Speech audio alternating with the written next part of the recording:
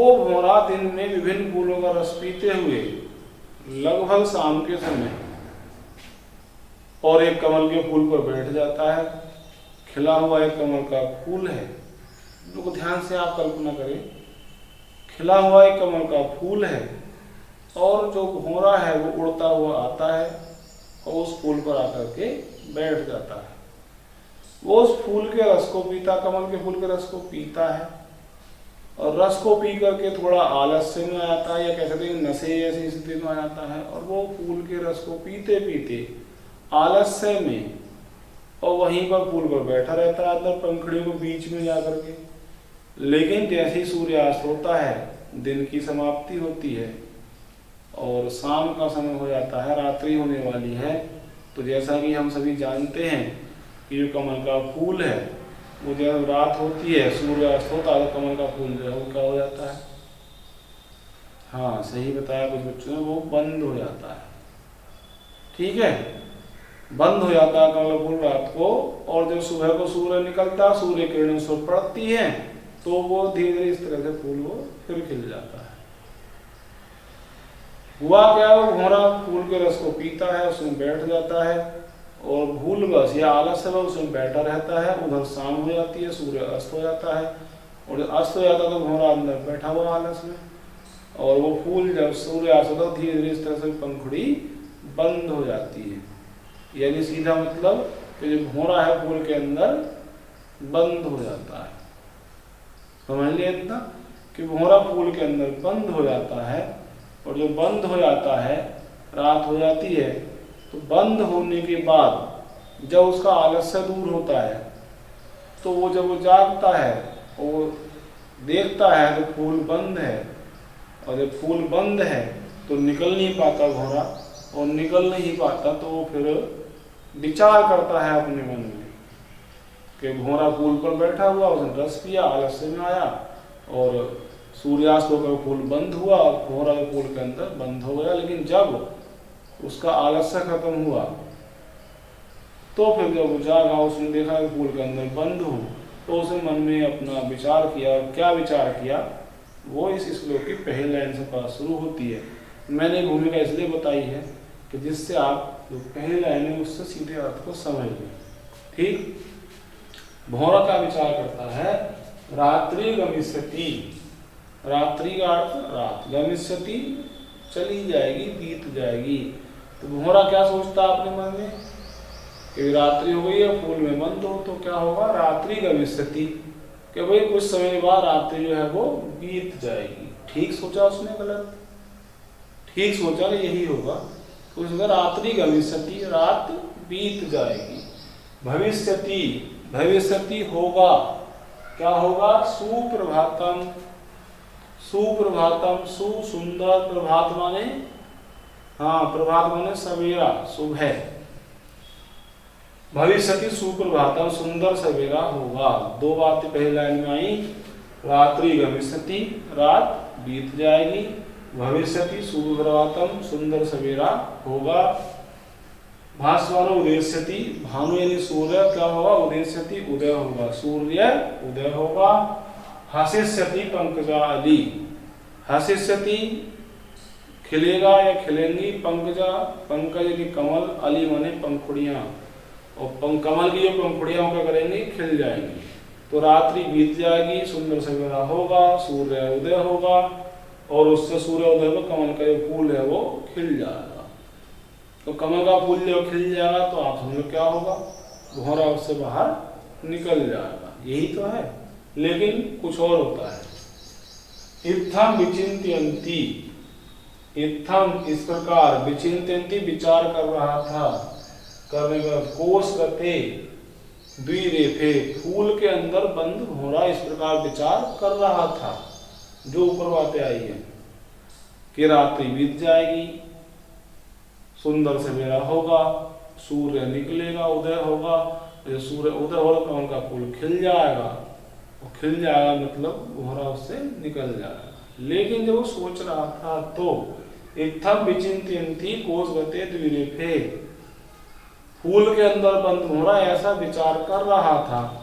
क्या हुआ, हा हंत हंत, हाय दुख है, खेद है, दुख की बात है, खेद की बात है क्या कि नलिनीम गज उज्जहार, नलिनीम, नलिनी कहते हैं कमल के पौधे को, नलिनीम कमल के पौधे को, गज माने बताओ, गज माने हाथी, उज्जहार माने उखाड़ कर फेंक दिया। कि भोरा इस प्रकार विचार कर ही रहा था, दुख है, खेद है कि किसी मत वाले हाथी ने नलिनीम गज उज्जहार उस कमल के पौधे को उखाड़ कर ही फेंक दिया। अब क्या होगा? अब क्या होगा? रात्रि बीत जाएगी, सवेरा होगा, सूर्य उदय होगा, लेकिन क्या कमल का फूल खिलेगा? नहीं खिलेगा, उखाड़ दिया गया है। तो दुख की बात है। उसने भोला ने ये सब चीजें सोची कि रात्रि बीत जाएगी, सुंदर सवेरा होगा, सूर्य उदय होगा, कमल के पंखुड़े, कमल का फूल खिलेगा। वो ऐसा उन्होंने विचार कर रहा था, फूल के अंदर बंद होना, इस प्रकार विचार कर रहा था, अपने मन में सोच रहा था। किंतु दुख है, खेद है कि किसी मत वाले हाथी ने उस कमल के पौधे को उखाड़ कर वहां से फेंक दिया।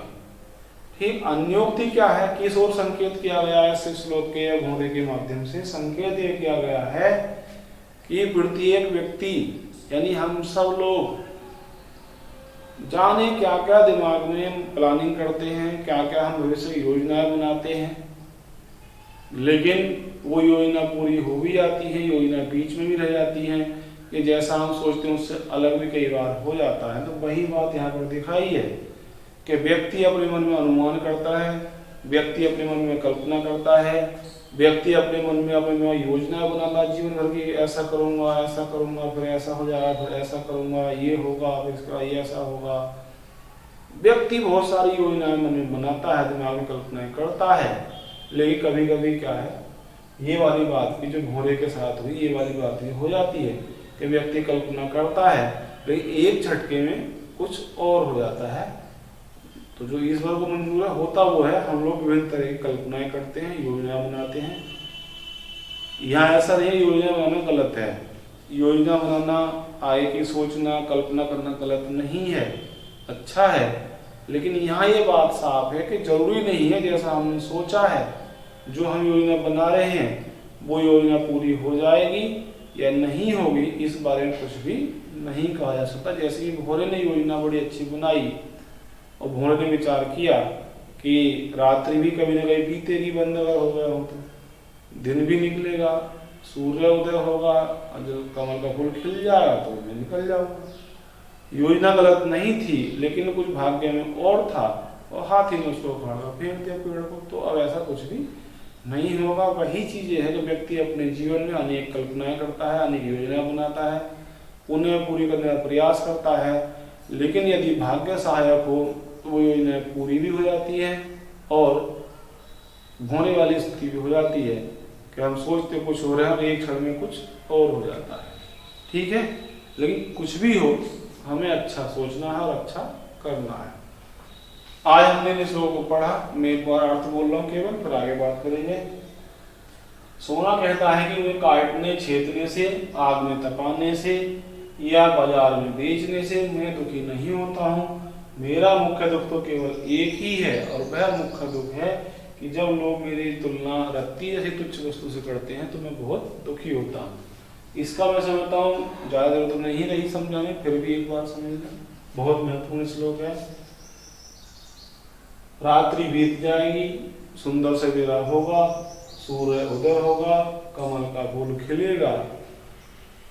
फूल के अंदर बंद भौरा इस प्रकार विचार कर ही रहा था, हाँ हंत दुख है, खेद है कि उस नलिनी को, कमल के पौधे को एक मत वाले हाथी ने उखाड़ कर फेंक दिया।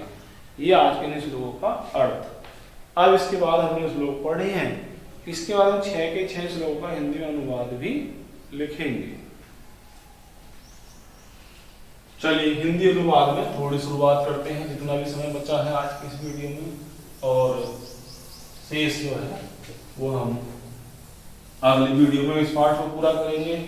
तो अभी हमने इस श्लोकों को पढ़ा और समझा, अब हम इस श्लोकों का हिंदी में अनुवाद लिखेंगे। जैसे कि हम लोग लिखते हैं तो समय कम है, थोड़ी बस एक शुरुआत अब करनी है और जो कंप्लीट पार्ट वो अगले किसी वीडियो में हो पाएगा।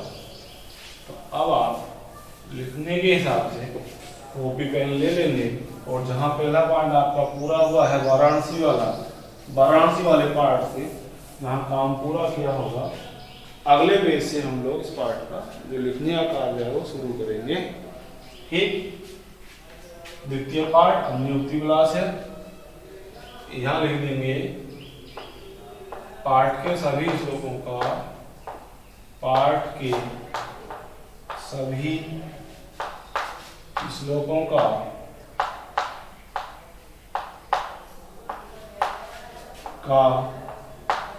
हिंदी में अनुवाद, हिंदी में अनुवाद। ठीक, पाठ के सभी श्लोकों का हिंदी में अनुवाद। संकेत लिखते हैं। पहले श्लोक का आप संकेत लिखेंगे। संकेत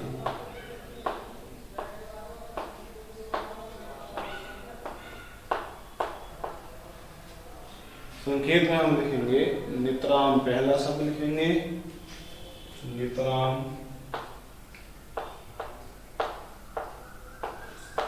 और अंतिम शब्द हम लिखेंगे श्लोक का गुण गृहीता सी, गुण गृहीता।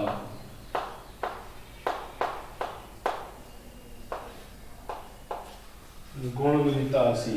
ठीक है, पहले श्लोक का यहाँ हमने संकेत लिखा। आगे संदर्भ,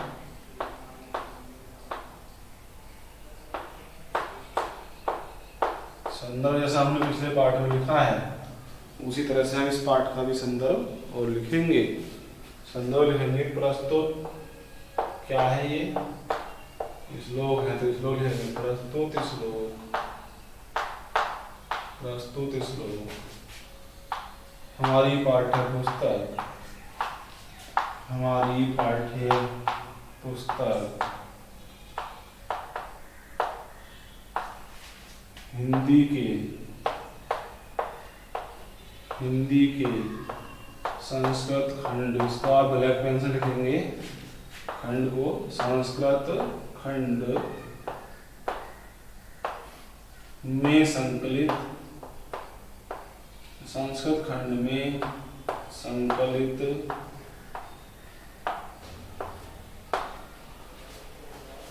प्रश्न श्लोक हमारे पाठ्यपुस्तक हिंदी के संस्कृत खंड में संकलित। पाठ का नाम लिखेंगे ब्लैक पेन से अनुयुक्ति, अनुयुक्ति विलास है, अंडरलाइन कर देंगे और अच्छा रहेगा। नामक पाठ से, नामक पाठ से अवतरित है या दिया गया है। ठीक, संदर्भ देख लें ध्यान से। प्रस्तुत श्लोक हमारी पाठ्य पुस्तक हिंदी के संस्कृत खंड, ब्लैक पेन से लिखेंगे इसको और अंडरलाइन कर देंगे संस्कृत खंड को, संस्कृत खंड में संकलित। अनुयुक्ति विलास है पाठ का नाम, ब्लैक पेन से लिखें अनुयुक्ति विलास है, नामक पाठ से अवतरित है। इसके बाद आपका हेडिंग है हिंदी में अनुवाद, हिंदी में अनुवाद। आप यहाँ तक लिख लें और इतना लिखने के बाद जो आपका अनुवाद आदि है वो अगली वीडियो में आपको मिलेगा। संदर्भ लिखें, ध्यान रखें पाठ का नाम, पुस्तक खंड आदि ब्लैक पेन से लिखना है और क्वेश्चन पूछा नहीं जाता है, क्वेश्चन आपको नहीं लिखना, सीधे हेड डाल देंगे हिंदी में अनुवाद। तो आज की वीडियो में यहीं तक और इससे आगे आप अगली वीडियो में देखेंगे। तब तक के लिए विदा लेता हूँ, धन्यवाद।